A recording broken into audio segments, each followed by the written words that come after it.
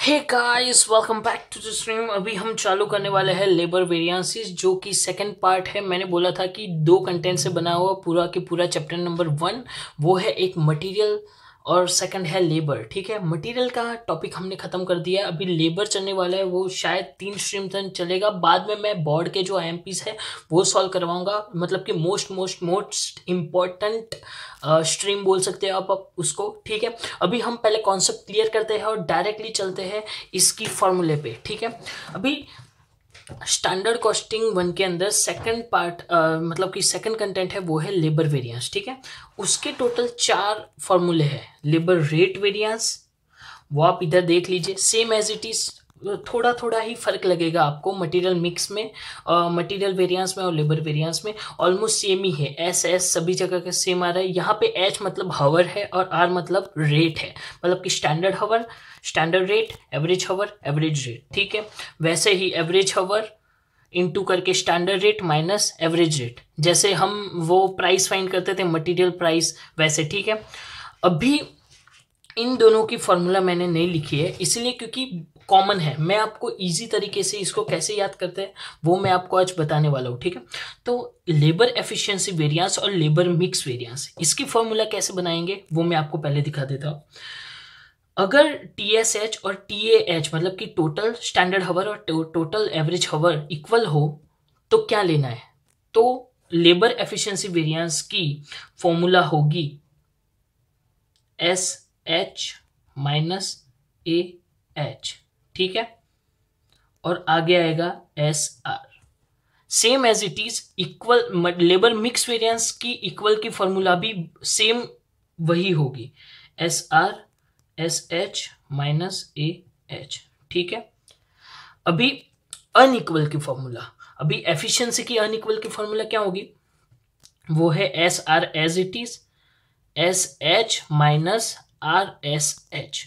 यहाँ पे are S H पीछे आ रहा है। ठीक है, तो S R S it is लिख देते हैं इधर अनइक्वल में। ठीक है, और आर एस एच यहाँ पीछे था वो आगे आ जाएगा, आर एस एच मतलब कि रिवाइज स्टैंडर्ड हवर माइनस यहाँ पे एस एच था तो इधर माइनस में ए एच आ जाएगा मिक्स में।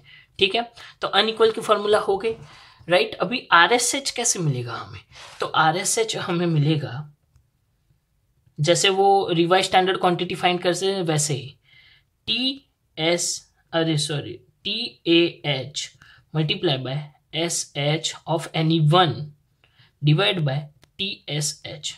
ठीक है, ऐसे हमें आर एस एच मिल जाएगा। अभी आइडियल टाइम ऐसे अलग दिया ही होगा आपको बुक के अंदर आइडियल टाइम करके। ठीक है, तो आइडियल टाइम जब दिया हो तब कौन सी फॉर्मूला यूज करनी है, तब आपको यूज करनी है, sorry I got a call. Ideal time जब दिया हो तभी आपको same as it is S R लिखो, एस एच लिखो और माइनस यहाँ पे आर एस एच है। ठीक है, यहाँ पे आएगा R A H, that is revise average revise actual hours. ठीक है, रिवाइज एक्चुअल हवर हमें कैसे मिलेगा, वो मिलेगा जब एवरेज हवर में से आप आइडियल टाइम जो कि बुक में दिया होगा वो आप माइनस करोगे तो आपको मिल जाएगा रिवाइज एवरेज एक्चुअल हवर। ठीक है, अभी डायरेक्टली चलेंगे हम सम नंबर पे, इलस्ट्रेशन नंबर 16। ठीक है, इलस्ट्रेशन नंबर 16 बहुत ही छोटा है, आप इजीली समझ सकते हैं, इसीलिए मैं आपको सॉल्व नहीं करवाऊंगा, ओरली करवा रहा हूँ। स्टैंडर्ड वेज रेट मतलब कि स्टैंडर्ड वेज रेट दिया है 2 रुपीज पर आवर। ठीक है, स्टैंडर्ड टाइम दिया है that is S H per hour. ठीक है, पर आवर है मतलब एस एच, तो एस एच दिया है, एस आर दिया है। ठीक है, बाद में एक्चुअल वेज रेट दिया है 2.25 मतलब ए आर दिया है, राइट 2.25, और actual hours that is A H दिया है 12 हावर्स। ठीक है, तो अभी हमें फाइंड करने को बोला है कैलकुलेट लेबर कॉस्ट आवर्स। तो कॉस्ट में मैंने बताया था कि S R into S H minus A R into S H A H. ठीक है, करके फॉर्मूला लगाओ, आपको आंसर मिल जाएगा। डन, अभी चलेंगे हम नेक्स्ट इलस्ट्रेशन नंबर 17 पे। क्वेश्चन नंबर 17 हम ध्यान से पढ़ेंगे, बाद में शुरू करेंगे। Calculate labour cost variance from the following information. Standard production दिया है 200 यूनिट्स, मतलब कि कंपनी ने एस्टिमेट किया है, प्रोडक्शन हाउस ने, कि हम 200 यूनिट्स हमें प्रोड्यूस करना है, तो स्टैंडर्ड हावर्स 1000 लगेंगे, ठीक है। एट द और इस 1000 आवर्स का हम 1 आवर का पेमेंट करेंगे 4 रुपीज। ये हमारा एस्टिमेशन है, ये कंपनी ने एस्टिमेट किया है, राइट। और एक्चुअली में कितना हुआ? एक्चुअली में प्रोडक्शन हुआ 170 यूनिट्स का, मतलब कि कंपनी ने जो 200 यूनिट्स का एस्टिमेट लगा के जो बजट बनाया था उससे कम हुआ, ठीक है। तो अभी मैं आपको कैलकुलेशन दिखाऊंगा। और उसका एक्चुअल टाइम टेकन था वो है 900 आवर्स, और उसका एक्चुअल रेट पेड किया वो है 4.2, मतलब कि जो एस्टिमेट है उससे ज़्यादा। पर ठीक है, हावर्स में थोड़ा चेंज आएगा, मैं आपको बताता हूँ कैसे। हमें पहले तो चाहिए 4 चीज़ें सम के अंदर से। क्या क्या? जैसे हमें 4 चीज़ चाहिए थी मटेरियल के अंदर, that is standard hour, standard rate, actual hour and actual rate, ठीक है। हमें ये 4 चीज़ें चाहिए। पहले तो हम स्टैंडर्ड का जो होता है ना, वो ऑलवेज सम के अंदर हमें बाद में ही फाइंड करना है, पहले हम एक्चुअल लिख देते हैं। एक्चुअली का प्रोडक्शन है 170 यूनिट्स का, यूनिट्स तो लिखने नहीं है, ठीक है। एक्चुअली टाइम टेकन है 900 आवर्स, तो अभी एक्चुअल हावर में लिख दो 900 आवर्स, ठीक है। और एक्चुअल रेट है उसका 4.2 per hour, per hour already mention है, तो 4.2 पर आवर लिख दो, 4.2 आवर, ठीक है। अभी स्टैंडर्ड रेट हमें वो भी पर आवर में दिया है, तो स्टैंडर्ड रेट भी लिख दो ₹4 पर आवर, राइट। अभी ध्यान से देखो, हमने एज्यूम किया था कि भाई 200 यूनिट्स प्रोड्यूस होंगे और उसका हर्स लगेगा 1000, ठीक है। पर प्रोड्यूस तो हमारे 170 यूनिट्स हुए, तो हमें स्टैंडर्ड प्रोडक्शन के अंदर भी 170 यूनिट्स के ही हर्स लिखने पड़ेंगे। स्टैंडर्ड हावर है वो चेंज हो जाएगा इधर, क्योंकि हम अगर चलो मैं सोचता हूँ कि मेरी बाइक मुझे पड़ेगी 50,000 का बजट लेके चल रहा हूँ, तो मेरा स्टैंडर्ड एक्सपेक्टेशन है कि 50,000 में मेरी बाइक मुझे मिल जाएगी, ठीक है। पर अगर मुझे वही बाइक सिर्फ 45,000 में मिलती है, 45,000 के अंदर, तो मेरा तो कम हुआ ना, ठीक है। मैंने भले ही स्टैंडर्ड कुछ भी लेके मैं बजट लेके चला, पर मुझे कम पैसों में पड़ा, तो मुझे उस हिसाब से मेरा कैलकुलेशन लगाना पड़ेगा कि 5,000 बजट वो मैं एसेसरीज में डालूंगा, किस में डालूंगा, ठीक है। तो इसमें भी बजट में चेंज आएगा स्टैंडर्ड में, तो वो कैसे फाइंड करेंगे? जैसे कि अगर 200 यूनिट्स पे 1000 आवर्स लग रहे हैं, ठीक है। स्टैंडर्ड 200 यूनिट्स पे 1000 आवर्स लग रहे हैं, ठीक है, ये यूनिट्स है। तो हमारा एक्चुअल प्रोडक्शन है 170 यूनिट्स का, तो उस पर कितने आवर्स लगेंगे? तो हमें अपने स्टैंडर्ड आवर्स मिल जाएंगे, मतलब 1000 मल्टीप्लाई बाय 170 डिवाइड बाय 200, तो हमें मिल गए 850 यूनिट्स, 850 आवर्स, सॉरी, ठीक है। 170 यूनिट्स पे 850 आवर्स लगेंगे, हमारा स्टैंडर्ड आवर्स मिल गया हमें, ठीक है। अभी इजीली हम फाइंड कर सकते हैं, क्या फाइंड करने को बोला है? Labour cost variance. Labour cost variance easily find कर सकते हैं, मैं कर देता हूँ। तो हमें हमारा लेबर कॉस्ट वेरिएंस मिला इसका -380, विच इज अनफेवरेबल, ठीक है। हमारा आंसर भी मैच हो गया है। अभी डायरेक्टली नेक्स्ट कोई सम लेके उस पर चलेंगे। हम करेंगे क्वेश्चन नंबर 31 के अंदर क्या दिया है वो क्विकली देख लेते हैं। The data regarding the direct wages of the factory for March 2013 is as follows. Gross direct wages दिया है, मतलब कि direct payment, total direct wages दिया है कि इतना 65,000 एक्चुअली में इतना पे किया, ठीक है। अभी स्टैंडर्ड हावर्स हमें दिया हुआ है 5400 और स्टैंडर्ड हावर पर रेट दिया है। कभी भी गलती मत करना, जो टोटल डायरेक्ट पेमेंट होता है, मतलब कि gross direct wages, total direct payment, या फिर टोटल डायरेक्ट वेजेस होता है, या कुछ और भी लिख सकते हैं, ठीक है, कि सम टोटल करके कुछ भी, वो होता है एक्चुअल डायरेक्ट पेमेंट, ठीक है। तो actual direct payment actual hours के लिए होता है, ठीक है। तो अगर टोटल डायरेक्ट पेमेंट इतना हुआ, ठीक है, तो अपने 5200 आवर्स का हिसाब से हमें 1 आवर का फाइंड करना रहेगा। वो कैसे फाइंड करेंगे, आओ देखते हैं। क्वेश्चन नंबर 31 है। अभी सबसे पहले हमें फाइंड करना है क्या क्या हमें चाहिए, वो आप सबको पता है। स्टैंडर्ड हावर चाहिए, स्टैंडर्ड रेट चाहिए, एवरेज आवर चाहिए और एवरेज रेट चाहिए, ठीक है। अभी स्टैंडर्ड हावर बाद में, स्टैंडर्ड हावर चलो डायरेक्टली दिया हुआ है, फाइंड करने को नहीं बोला है तो डायरेक्टली लिख देते 5400। ठीक है, स्टैंडर्ड हावर पर रेट है 11 रुपीज़, पर हावर दिया है पर्टिकुलर करके। ठीक है, एक्चुअल हावर है वो है 5200,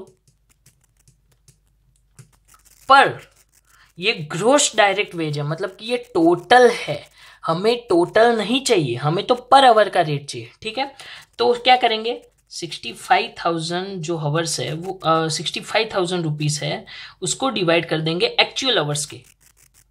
ठीक है, तो 5200 आवर्स से डिवाइड कर दिया तो 65,000 डिवाइड बाय 5200, तो हमें मिल गया 12.5 रुपीज़ पर आवर।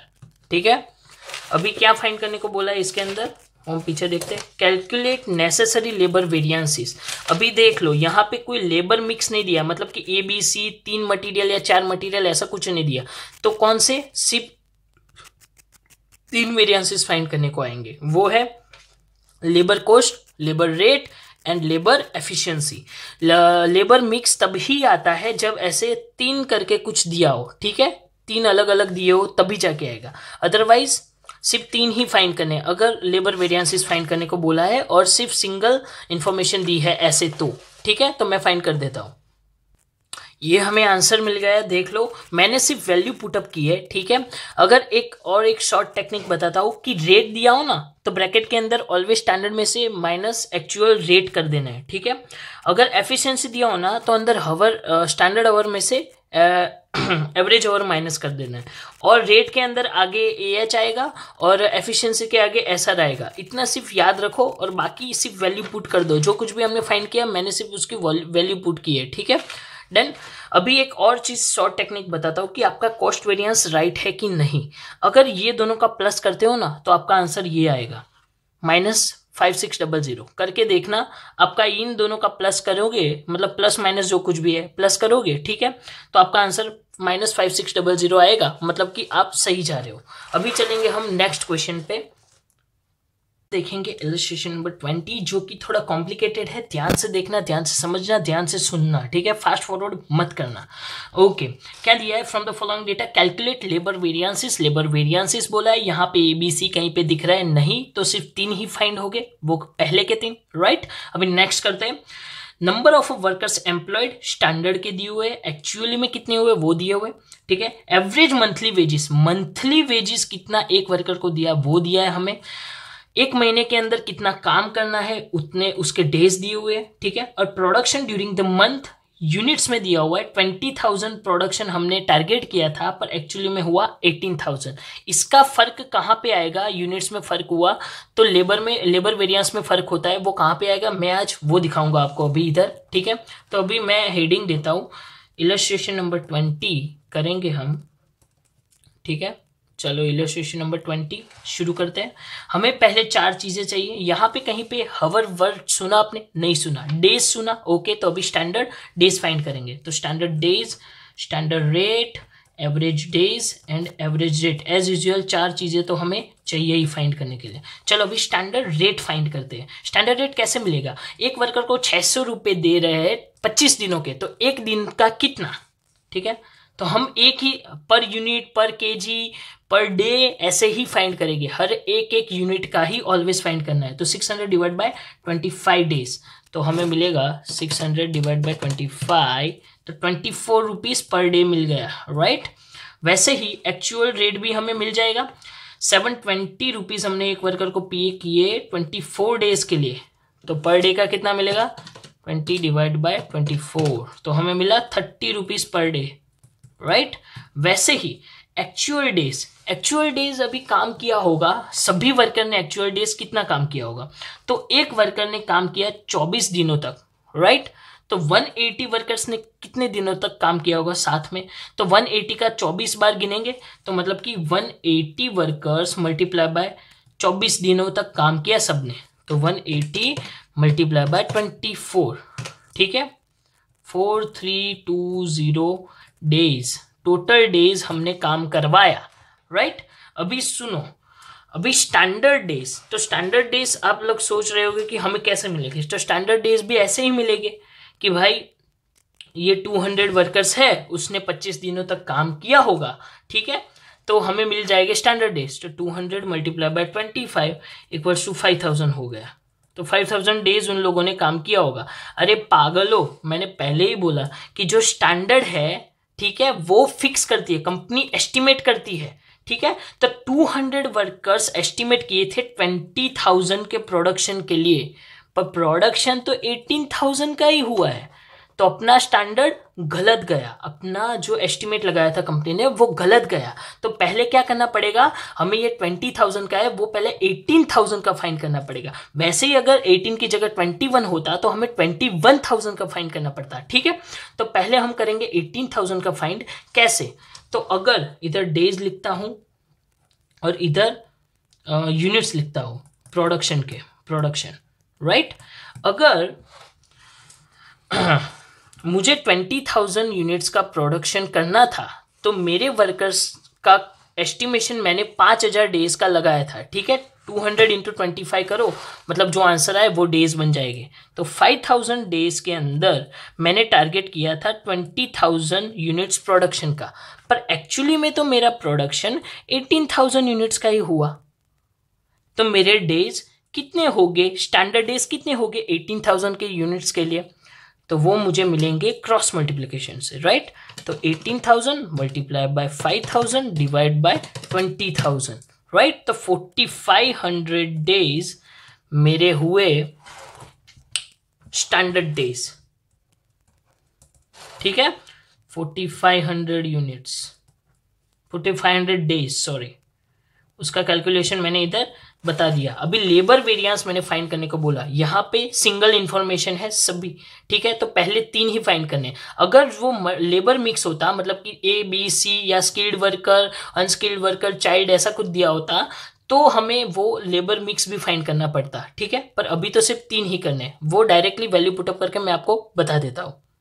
तो हमें मिल गया इधर तीनों वेरिएंस का जो आंसर है वो, ठीक है।